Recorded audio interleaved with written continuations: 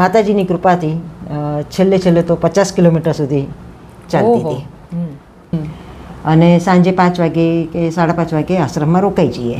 અચ્છા. પણ રાત્રે જાણે માતાજી હાથ ફેરવી દેતા હોય ને એમ બધો જ થાક ઉતરી જાય છે અને સવારના પાછા નવી તાજગી સાથે 9મો દિવસ મારો પરિક્રમાનો હતો અને કિનારા ઉપર પડી ગઈ હતી. તો નાળું ક્રોસ કરતી વખતે તો છેલ્લો પથ્થર હતો બાકી અને નાળું ક્રોસ કરવા ગઈને પગ લપસી ગયો. પણ નર્મદા માતાના જળમાં એટલી તાકાત છે, કહેવાય છે કે નર્મદાના જળમાં ઔષધિ ભરેલી છે. તો એના કોગળા કર્યા મેં અને રોજ નિત્ય એનું જ મોઢું ધોતી હતી ને જળ પીતી હતી. તો એનાથી મને કોઈ ટાંકા લેવાની જરૂર નથી પડી કે કોઈ દવા લેવાની જરૂર નથી પડી. એટલે મને જરાક આમ દયા આવી. એટલે મેં કીધું કે બાબાજી આપકા એક સામાન મુझे दे दो, आप इतना सारा लेके चल रहे हो.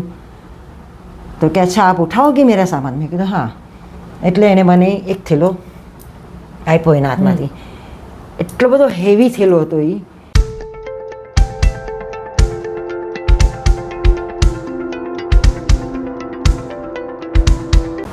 Hello and welcome to our channel discovering ડિયોઝ. આજે આપણે નર્મદા પરિક્રમા વિશે વાત કરવા માટે અહીંયા ભેગા થયા છીએ. નર્મદા પરિક્રમા 2 પ્રકારની હોય, ઉત્તર વાહિની નર્મદા પરિક્રમા અને સંપૂર્ણ નર્મદા પરિક્રમા. ઉત્તર વાહિની નર્મદા પરિક્રમા જે આપ સૌને ખ્યાલ જ છે કે જે ગુજરાતના નર્મદા જિલ્લામાં રામપુરાથી માંડીને તિલકવાડા સુધીનું લગભગ 22 કિલોમીટરના અંતરનો એ માર્ગ છે, જેને પંચકોશી નર્મદા યાત્રા પણ કહેવામાં આવે છે. પણ આજે આપણે જે બીજી નર્મદા પરિક્રમા છે, સંપૂર્ણ નર્મદા પરિક્રમા, એના વિશે અહીંયા વાત કરવાની છે. ને એની માટે અમે આજે અમારી સાથે છે નીતાબેન નાણાવટી. તો એનું અમે અહીંયા ચેનલમાં ખૂબ ખૂબ સ્વાગત કરીએ છીએ નીતાબેન. અને એમણે હમણાં થોડા દિવસ પહેલાં જે સંપૂર્ણ નર્મદા પરિક્રમા કે જે લગભગ 3500થી 4000 કિલોમીટર સુધીની કહેવાય છે તે સંપૂર્ણ કરીને આવ્યા છે. તો આ સંપૂર્ણ નર્મદા પરિક્રમા વિશે ઘણું બધું જે જાણવાનું છે એ આજે આપણે એમની સાથે વાત કરીને જાણીશું. આપનું ખૂબ ખૂબ સ્વાગત અમારી ચેનલમાં નર્મદે હર. નીતાબેન, સૌથી પહેલાં તો એ કે આપને આ જે સંપૂર્ણ નર્મદા પરિક્રમા જે છે કે જે આટલા બધા કિલોમીટરની હોય છે એના વિશે થોડું જણાવો કે તમને એનો વિચાર ક્યાંથી આવ્યો અને એ કરવા માટે જે તમે તમારી જાતને તૈયાર કરી અને પરિવારજનોને તૈયાર કર્યા, એ હિંમત ક્યાંથી આવી, એના વિશે થોડીક વાત કરીએ. તમને સાચું કહું તો મને દૂર દૂર સુધી કંઈ કલ્પના જ નહોતી કે હું મોટી પરિક્રમા કરવા જઈશ. પણ ઉત્તર વાહિની પરિક્રમામાં મને એક સંત મળ્યા જેણે આ ઉત્તર વાહિની પરિક્રમા શરૂ કરી છે, નર્મદા પુત્ર સાવલિયાજી મહારાજ. અચ્છા. એ મને મળ્યા હતા 2025ની ઉત્તર વાહિની પરિક્રમામાં. એમણે મને આદેશ આપ્યો કે તમે મોટી પરિક્રમા કરવા જાઓ અને અમરકંટકથી તમે શરૂ કરજો. અચ્છા. એટલે એ મેં ઘરે આવીને મારા હસબન્ડને વાત કરી. એટલે એમણે કીધું કે તમે જાઓ. અને જવા માટે જ્યારે તૈયારી કરી એટલે એના માટે મેં થોડીક પ્રિપરેશન માટે વિડીયો જોવાના સ્ટાર્ટ કર્યા. અચ્છા. અને એ જોતાં જોતાં થોડો ઘણો ખ્યાલ આવ્યો કે પરિક્રમા કેવી રીતના કરવી, શું કરવી. અને પછી જેમ કે પરિક્રમાનો નિયમ છે કે કયા મહિનાથી સ્ટાર્ટ કરવું, ક્યારે કરવું, એ તો દેવઉઠી 11થી પરિક્રમા સ્ટાર્ટ થાય છે. એટલે મેં 3 નવેમ્બર 2025થી અમરકંટકથી પરિક્રમા શરૂ કરી. હા. અને ઘરે મારા હસબન્ડે મને તરત જ હા પાડી દીધી. એટલે મારે બીજી કોઈ પરમિશન લેવાની જરૂર હતી નહીં. બરાબર. એટલે આમ પરિક્રમાની મારી શરૂઆત થઈ. આ જે આખી યાત્રા છે, બેઝિક નોલેજ માટે, ક્યાંથી શરૂ થાય અને ક્યાંથી એ પૂરી થાય, એનું કોઈ પર્ટિક્યુલર પ્લેસ છે કે અહીંયાથી જ શરૂ કરવાની ને અહીંયા જ પૂરી કરવાની એવું? ના, એમાં એવું છે કે નર્મદાના કોઈ પણ ઘાટથી તમે પરિક્રમા સ્ટાર્ટ કરી શકો, કારણ કે નર્મદાના દરેક ઘાટ ઉર્જાવાન છે. અચ્છા. એટલે તમે ગુજરાતથી કરો કે એમપીથી કરો કે મહારાષ્ટ્રથી કરો, જ્યાં બી નર્મદાનો ઘાટ છે ત્યાં તમે પરિક્રમા સ્ટાર્ટ કરી શકો છો. હવે તમે જ્યાંથી સ્ટાર્ટ કર્યું હોય ત્યાં જ પાછું એ પૂર્ણ થાય છે. પણ કે છે કે ઓમકારેશ્વર જળ ચડાવવા જવું પડે છે. એટલે ઓમકારેશ્વર તમારે પરિક્રમા પૂર્ણ થયા પછી જળ ચડાવવા માટે જવાનું. એટલે લોકો મેક્ઝિમમ ઓમકારેશ્વરથી કરતા હોય છે કે સરળતા રહે છે. એટલે બાકી તમે કોઈ પણ ઘાટથી પરિક્રમા સ્ટાર્ટ કરી શકો છો. ઓમકારેથી શરૂ કરો એટલે આ બાજુ સીધો છેડો ક્યાં આવે? ભરૂચ? ના, એવું નથી. ઓમકારેશ્વરથી જે સીધો એટલે જ્યાંથી વળવાનું છે, ક્રોસ કરવાની છે, જગ્યા ક્યાં આવે? એ અંકલેશ્વર પછી આવે છે. અંકલેશ્વર પછી આવે છે વમલેશ્વર કરીને જગ્યા છે. એ વમલેશ્વરમાં આપણે આ દરિયો છે, હા, એ સમુદ્ર પાર કરવાનો હોય છે. એ બોટમાં બેસીને એ 2.5 કલાક થાય છે બોટમાં. અચ્છા. અને એ ક્રોસ કરીને આવો એટલે મીઠી તલાઈ ઉતરવાનું હોય છે. એટલે પછી ભરૂચ તરફ તમે આવી શકો. ત્યાંથી પછી પાછું સ્ટાર્ટ કરવાનું હોય છે. એટલે તટ પરિવર્તન તમારે અંકલેશ્વર પછી દક્ષિણ તટ પૂરું થાય પછી ઉત્તર તટ પર ઓમકારેશ્વર પહોંચો. નહીં, જ્યાંથી તમે આખું ઘાટ તમારો પરિક્રમા પૂર્ણ થઈ જાય પછી તમારે ઓમકારેશ્વર જવાનું. બરાબર.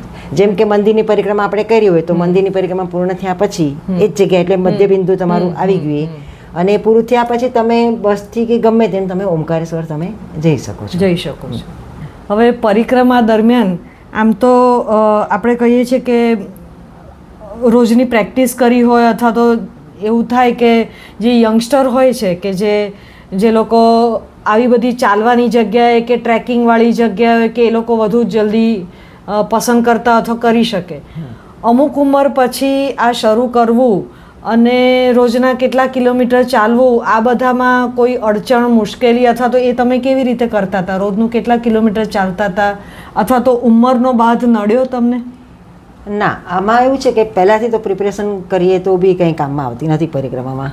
અચ્છા. કારણ કે પરિક્રમામાં આપણું કંઈ ચાલતું જ નથી, બધું જ માતાજી ચલાવે છે. અને એ રાજરાજેશ્વરી નર્મદા માતા કહેવાય છે. અચ્છા. એટલે એનું જ રાજ ચાલે છે. અને કિલોમીટર ચાલવાનું આપણે શરૂઆતમાં આવી કોઈ પ્રેક્ટિસ કરી નથી હોતી, એટલે 10-15 કિલોમીટર શરૂઆતમાં ચાલતી હતી. અને પછી માતાજીની કૃપાથી છેલ્લે તો 50 કિલોમીટર સુધી ચાલતી હતી. અને ઉંમરનો કોઈ એવો બાદ નથી હોતો, કારણ કે પરિક્રમામાં યંગસ્ટર તો આવે છે પણ મેક્ઝિમમ લોકો 60+ વધારે છે પરિક્રમામાં. શ્રદ્ધા જ તમને બળ પૂરું પાડે. શ્રદ્ધા અને વિશ્વાસ અને માતાજીની અસીમ કૃપા હોય છે કે રોજે રોજ એ જ ચલાવે છે. અને બધા એમ કહે છે કે તમને માતાજી મળ્યા કે નહીં, એમ બધું કહેતા હોય છે. પણ રોજ માતાજી મળે જ છે. સવારના આશ્રમમાંથી નીકળીએ ત્યારથી લઈને પડે એ આપણી રક્ષા કરે છે. અનુભવવાની વાર હોય છે ખાલી. હા, બસ. તમે કઈ દ્રષ્ટિથી તમારી ભાવના એના પર છે. શ્રદ્ધા, વિશ્વાસ એ હોય તો પરિક્રમામાં સફળતા. અને આ જે માર્ગ હોય છે એ રોડ માર્ગ જેવો હોય છે કે ના, તમે કોઈ અનઇવન કે એવી રીતે કોઈ મેપ વગર જ તમે એવી રીતે ખેતર ને ડુંગર ને એવી રીતે ખડકાળ માર્ગ હોય છે? કેવી રીતનો માર્ગ હોય છે એમાં? પરિક્રમાના PDF અમને ચોપડી પણ હોય છે ને હવે તો ગૂગલમાં પણ એની મળી આવે છે.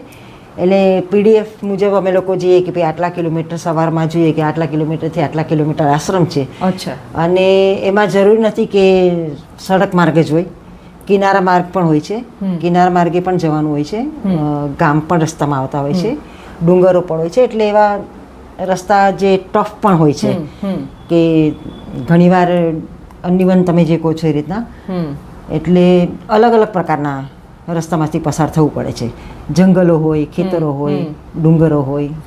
ક્યારેક કોઈ એવી પળ આવી રસ્તામાં? આ મુશ્કેલી ભર્યા ઓફકોર્સ રસ્તાઓ હશે, તો ક્યારેક કોઈ એવી પળ કે ક્ષણ આવી કે હવે મારાથી આગળ નહીં જવાય, અથવા તો આ ઘણું બધું વધારે છે મારી માટે, હવે બસ, એવું કોઈ પળ આવી ખરી કે ના બળ મળતું ગયું? એવું તો મને નથી થયું કે થાકી ગઈ કે એવું તો નથી થયું કોઈ દિવસ. કારણ કે થાક લાગે તો આમે થાક તો લાગતો જ નથી, કારણ કે માતાજીને એટલી ઉર્જા હોય છે. રોજ સવાર પડે ને નવી ઉર્જા, નવી ચેતના સાથે 4 વાગે ઉઠી જઈએ અને પરિક્રમા સ્ટાર્ટ કરી દઈએ 6:30 વાગે. અને સાંજે 5 વાગે કે 5:30 વાગે આશ્રમમાં રોકાઈ જઈએ. પણ રાત્રે જાણે માતાજી હાથ ફેરવી દેતા હોય ને એમ બધો જ થાક ઉતરી જાય છે અને સવારના પાછા તાજગી સાથે. અને ગમે તેટલું ચાલીએ પણ તો ખબર નથી પડતું કે કેટલા કિલોમીટર આપણે ચાલી લીધું. અચ્છા. એટલી માતાજીની ઉર્જા હોય છે. અને તકલીફ પડે એટલે એક બે વાર પડી પણ ગઈ છું, પણ દવા વગર એ તકલીફમાંથી પણ પસાર થઈ ગઈ છું. પડી ગયા એટલે તમને શારીરિક ઈજા? હા, શારીરિક ઈજા થઈ હતી. એકવાર હું 9મો દિવસ મારો પરિક્રમાનો હતો અને કિનારા ઉપર પડી ગઈ હતી. તો નાળું ક્રોસ કરતી વખતે તો છેલ્લો પથ્થર હતો બાકી અને નાળું ક્રોસ કરવા ગઈને પગ લપસી ગયો. તો અણીદાર પથ્થર મારા મોઢા પર વાગી ગયો. તો આખું મોઢું મારું ફાટી ગયું હતું. ઉપરનો દાંતે હલતો હતો અને ખૂબ લોહી નીકળતું હતું. પણ નર્મદા માતાના જળમાં એટલી તાકાત છે, કહેવાય છે કે નર્મદાના જળમાં ઔષધિ ભરેલી છે. તો એના કોગળા કર્યા મેં અને રોજ નિત્ય એનું જ મોઢું ધોતી હતી ને જળ પીતી હતી. તો એનાથી મને કોઈ ટાંકા લેવાની જરૂર નથી પડી કે કોઈ દવા લેવાની જરૂર નથી પડી. અને અત્યારે તમે જોઈ શકો છો કે મારા ફેસ પર બિલકુલ ડાઘ નથી. અને એ અઠવાડિયામાં જ મને સારું થઈ ગયું. સેકન્ડ ટાઈમ હું આશ્રમમાં પડી ગઈ હતી ત્યારે મારે લગભગ 19 કે 20મો દિવસ હતો. અને ત્યારે તો ખૂબ ભયંકર પડી ગઈ હતી. પગમાં પણ ખૂબ ઈજા, હાથમાં ઈજા, જમણા હાથની આંગળીમાં નખ નીકળી ગયો હતો, ચશ્મા તૂટી ગયા હતા. પણ તેમ છતાં પણ ડૉક્ટરની સારવાર વગર 20-25 દિવસ આરામથી 25-30 કિલોમીટર હું તો પણ ચાલતી હતી. અને એની મેળે મેળે જ મને હાથમાં ફ્રેક્ચર હતું. એ મને 25-30 દિવસ પછી ખબર પડી કે હાથમાં ફ્રેક્ચર છે, પણ એની મેળે જ ફ્રેક્ચર પણ સંધાઈ ગયું હતું. અને માતાજીની એટલી કૃપા છે કે તમને એ પરીક્ષામાં કરે પણ છે અને એમાંથી પાર પણ પાડે છે. પણ એ આપણી શ્રદ્ધા ઉપર ને એના ઉપર છે. તમે જો તમારું મન લાગી ગયું. વખતે આજે બધું થયું તમારી સાથે, ત્યારે તમે એકલા જ હતા કે સાથે કોઈ ગ્રુપ હતું? ના, ત્યારે હું એકલી હતી. પહેલી વાર પડી ત્યારે ગ્રુપ હતું, ત્યારે બીજા બી પરિક્રમાવાસી હતા. અને સેકન્ડ ટાઈમ પડી ત્યારે તો આશ્રમમાં જે આગળ હતા એ લોકો, બાકી કોઈ નહોતું. અને પછી મેં એકલી જ પરિક્રમા કરી છે. એટલે 20 દિવસ મારી સાથે અહીંયાથી અમે ઘરેથી નીકળ્યા ત્યારે ભાઈ ભાભી હતા. પછી અમે છૂટા પડી ગયા છીએ. અને માતાજીના આમ તો કહેવાય છે કે એક નિરંજન રો તો વધારે સારું. એટલે એક નિરંજનમાં જે આનંદ છે અને જે માતાજીનું નામ સ્મરણ કરતાં કરતાં આપણે જઈએ છીએ અને જે ઉર્જા મળે છે એનું તો કોઈ શબ્દ નથી. અને ઘણી બધી જગ્યાએ મેં બી વાંચ્યું છે અને લોકો પણ જોતા જ હશે કે આ જે યાત્રા કરીએ છીએ દરમિયાનમાં એવું કહેવાય છે કે કોઈ પણ રૂપે કે એવી રીતે તમને માતાજી સંકટ પડે ને તમને મદદ તો કરે જ, પણ દર્શન આપે છે. તો એવા કોઈ અનુભવ તમને થયા? એટલે માતાજી જ છે, સાક્ષાત તો નથી આવતા આપણને. એવી આપણી ક્ષમતા નથી કે સાક્ષાત માતાજી આપણને દર્શન આપે. પણ કોઈના કોઈ રૂપમાં માતાજી આવીને મદદ કરી જાય છે. એ એમના ગયા પછી આપણને ખ્યાલ આવે કે આ માતાજી પોતે હતા એમ. અને એવા તો મને ઘણા અનુભવ થયા છે. એમાંથી હું તમને એક અનુભવ કહીશ કે એકવાર તો હું આ ત્રિશુલ ભેદન, જબલપુરથી નજીક છે ત્રિશુલ ભેદ કરીને જગ્યા છે. ત્યાં બાજુમાં એક પરમહંસ આશ્રમ છે. હું ત્યાં ગઈ હતી. તો ત્યાં ઘાટ પર હું બેઠી હતી. તો અને એ દરમિયાન હું એકવાર બસમાં બેઠી ત્યાં પડી ગયાના કારણે. તો હું રડતી હતી ઘાટ પર બેસીને કે માતાજીથી મને બસમાં કેમ બેસાડી આમ તેમ કરીને. એટલે માતાજીને થોડીક આમ ઠપકો બી આપતી હતી મારી સ્વભાવ મુજબ. અને પછી એકાદ કલાક ત્યાં બેસી જાપ બાપ કર્યા, માતાજી સાથે વાતચીત કરીને રડીને ઉપર આવી કે જો મારી પરિક્રમા હું સાચા દિલથી કરતી હોય તો તું મને કંઈક સંકેત આપજે એમ. તો હું જેવી ઉપર આવી તો એક આટલા વાળ સફેદ કલરના એકદમ, ચંદનનો ચાંદલો કરેલો, અને એ માજી મને મળ્યા. અને જાણે અમે વિખૂટા પડેલા મા દીકરી હોઈએ એમ પહેલી વાર જ અમે મળ્યા હતા એકબીજાને. અને ભેટીને અમે લોકો ખૂબ રડ્યા. ખબર નહીં કેમ જ એકદમ ભેટીને અમે બે રડવા લાગ્યા. લગભગ અડધી કલાક જેવું અમે સાથે રડ્યા. અને પછી મેં એને કીધું કે માં, હું આ પરિક્રમા કરું છું ને હું બસમાં બેઠી તો મને જરાક એનું દુઃખ થાય છે આમ તેમ કરીને. અને મારી પરિક્રમા પૂર્ણ થશે કે નહીં આમ તેમ. તો કે હું માં જ છું અને માતાજી જ આ બધું કરાવે છે, એટલે તું મનમાં જરા પણ શંકા ના રાખીશ, રંજ ના રાખીશ કે ભાઈ બસમાં કેમ બેઠી આમ તેમ. બધું હું જ કરું છું એમ એ વખતે શબ્દ બોલ્યા. ત્યારે ખ્યાલ ના આવ્યો કે હું જ કરું છું એટલે કોણ. એટલે એણે કીધું કે બિલકુલ રંજ નહીં રાખવાનો અને પરિક્રમા મારા થકી જ થાય છે, હું જ કરાવું છું અને કોને કેવી રીતના કરાવી એ બધું હું નક્કી કરું છું. એટલે અને ક્યારે કઈ જગ્યાએ જવું એ બધું મારા થકી થાય છે. એટલે બિલકુલ પણ ચિંતા કર્યા વગર પરિક્રમા પૂર્ણ કરો અને હું તારી સાથે જ છું. એટલે મેં કીધું તમે મારા સાથે આવશો તો કે હું આ રૂપમાં તો તારી સાથે નહીં આવી શકું પણ હું તારી સાથે જ છું.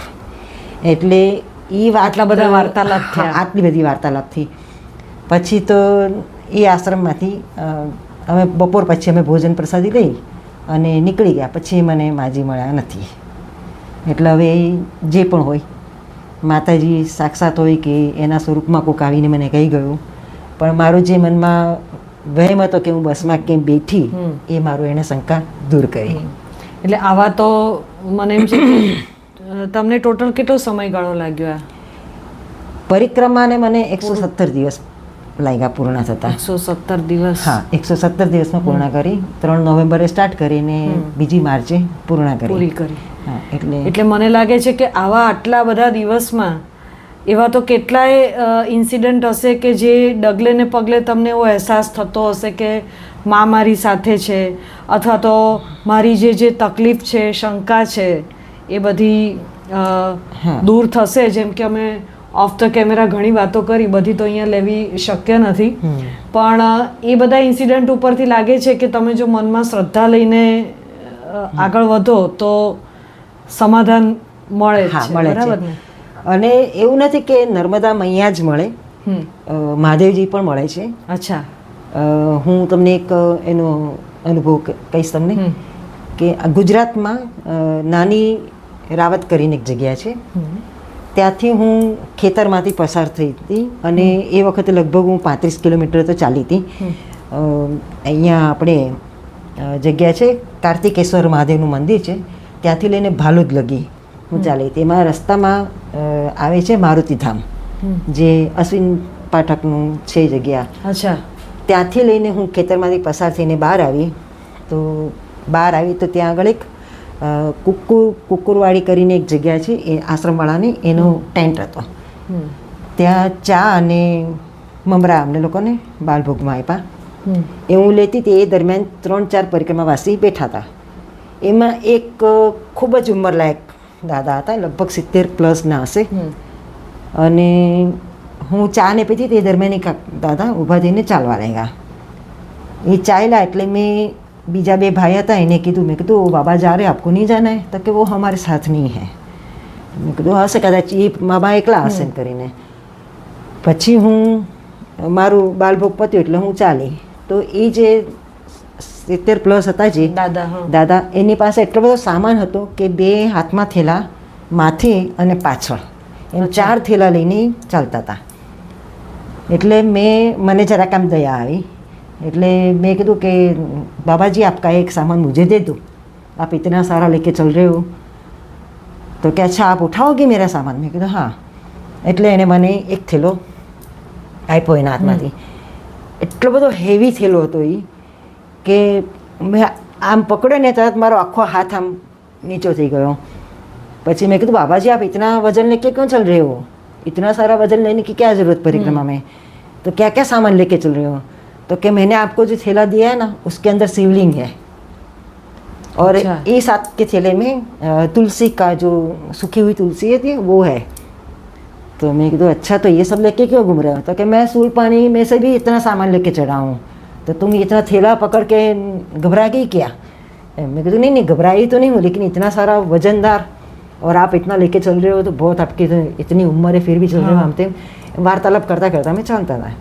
હું થોડીક વાર થઈને હાથમાંથી લો લો એટલો હેવી.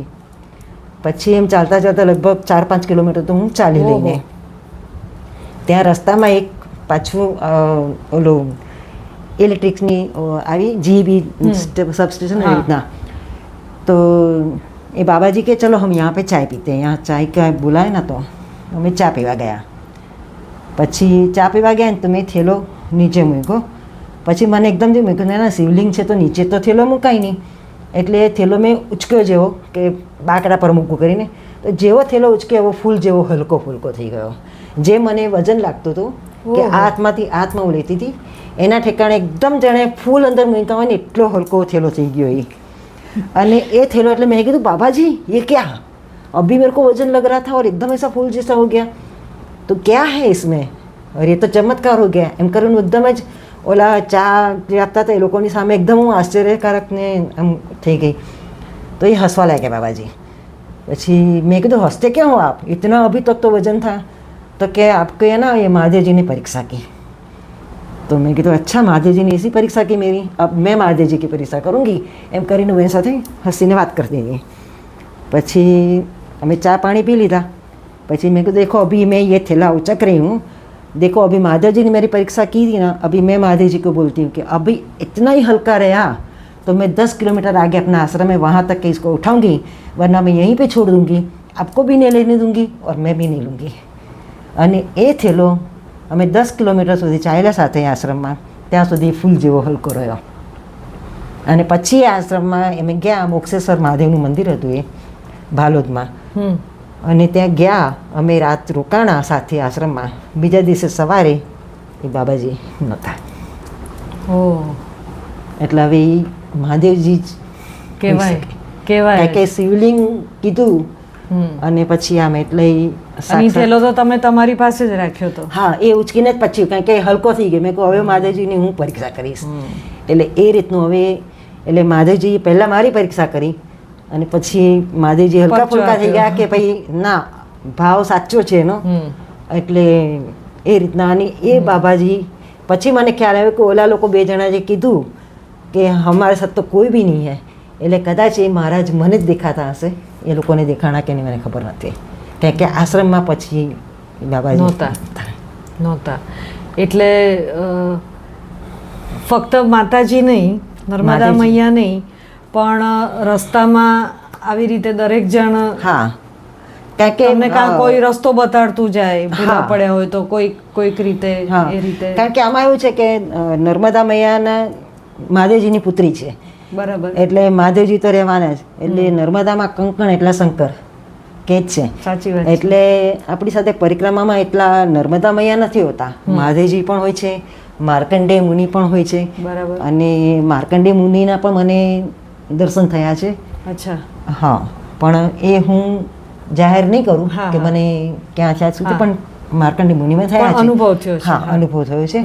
ઘણા લોકો એમ કે છે કે તમને અસ્વસ્થામાના દર્શન થયા કે નહીં, પણ મને એ અમે ઘણી બધી જગ્યાએ મેં પણ એ વાંચ્યું જોયું છે કે અમુક એરિયા જે છે ત્યાં આજે પણ કોઈ પણ એક સ્વરૂપે તમને સુલપાણીમાં મેક્સિમમ બધા કહે છે કે અસ્વસ્થામાં મળે છે, પણ હું અસ્વસ્થામાના દર્શન કરવા માટે નથી ઓલી મનમાં ઈચ્છા રાખતી. કારણ કે અસ્વસ્થામાં છે એ શ્રાપિત છે અને આપણે આધ્યાત્મિક લેવલ વધારવું છે. તો પછી એક આધ્યાત્મિક લેવલવાળાને આપણે દર્શન કરીએ વધારે સારું, શ્રાપિત માણસના દર્શન કરીએ. અને આઈ થિંક તમે એમ પણ કીધું ને તમે એ રસ્તો લીધો તો ના, સુલપાણીનો રસ્તો મેં નતો લીધો. એટલે હું એકચ્યુઅલી જાતી હતી સુલપાણીના રસ્તામાં જ, પણ મને એક માતાજી મળી ગયા અને એણે મને આખો રસ્તો ફંટાઈ દીધો. કારણ કે એ દરમિયાન અમે હું પડી ગયેલી હતી તો મારે એક ગુલાબી પાટો બાંધેલો હતો. તો સુલપાણીના રસ્તે હું જાતી હતી ને એકદમ અચાનક એક માતાજી આવીને કહે કે મૈયાજી એ રસ્તે से नहीं जाना है, आपको इस रास्ते से जाना है. એટલે મેં રસ્તો ફંટાઈ ગયો મારો.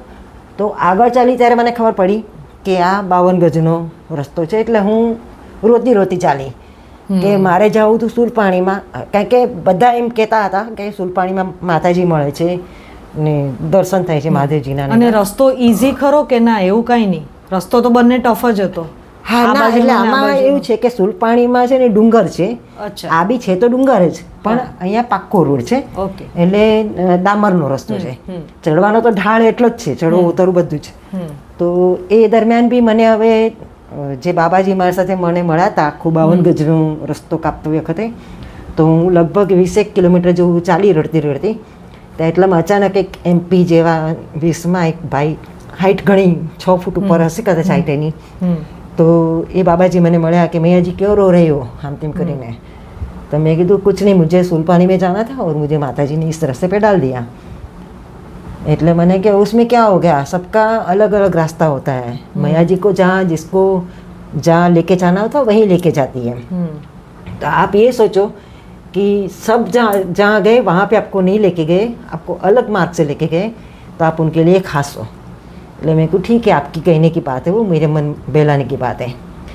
પછી તો એ મારી સાથે આખું 52 ગજ ચાલ્યા। એમાં એને મનુની વાતો કરી, રામાયણ વાત કરી, મહાભારતની વાતો કરી।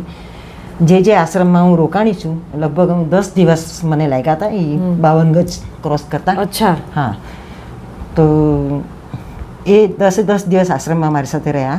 જેવો 52 ગજ પત્યોને એક ગામ આવે છે પાટી કરીને, એ પાટી ગામમાં બપોરે ભોજન લીધા અને 2 વાગ્યા એટલે મહારાજે મને કીધું बाबाए कि मैया जी अब मैं यहाँ से जा रहा हूँ, पता नहीं अब हम कब मिलेंगे, तो मैं अभी आगे जा रहा हूँ।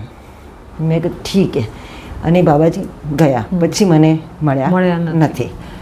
એટલે હવે જે પણ સ્વરૂપ હોય પણ તમને એટલો સંઘાત થઈ ગયો અને 52 ગજનો કાર્ય અને બહુ સરસ બધી આધ્યાત્મિક વાતો કરતા કરતા હવે પછી મને આખા પરિક્રમા દરમિયાન નથી મળે, કારણ કે પરિક્રમામાં એવું છે કે 2 આશ્રમમાં મળ્યા હોય, પછી પાછા છૂટા પડીએ, વળી પાછા મળીએ, દરેકની સ્પીડ પણ અલગ અલગ હોય, પણ વ્યક્તિ મળતા તો હોય જ છે કોક સમયે, પણ આ વ્યક્તિ મને પછી મળ્યા નથી। બસ એ 52 ગજ મને ક્રોસ કરાવી દીધી, પછી મને મળ્યા નથી।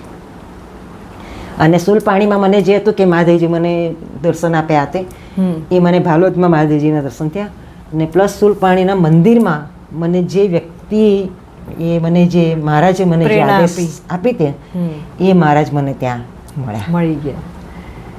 એટલે આમ જોવા જાવ તો આખું સર્કલ ફરીને આવી ગઈ। એટલે જરૂરી નથી કે તમે સુલપાણીના જંગલમાં જાઓ તો તમને ભગવાન મળે, જેનું કારણ સંપૂર્ણ નર્મદા પરિક્રમા હતી એ જ પછી છેલ્લે એ બધું પૂરું થતું ગયું। હા, એટલે તમને તમારો ભાવ સાચો હોય, તમારે એ હોય તો ભગવાન તમને બધા સવાલના જવાબ બી મળી રહેશે।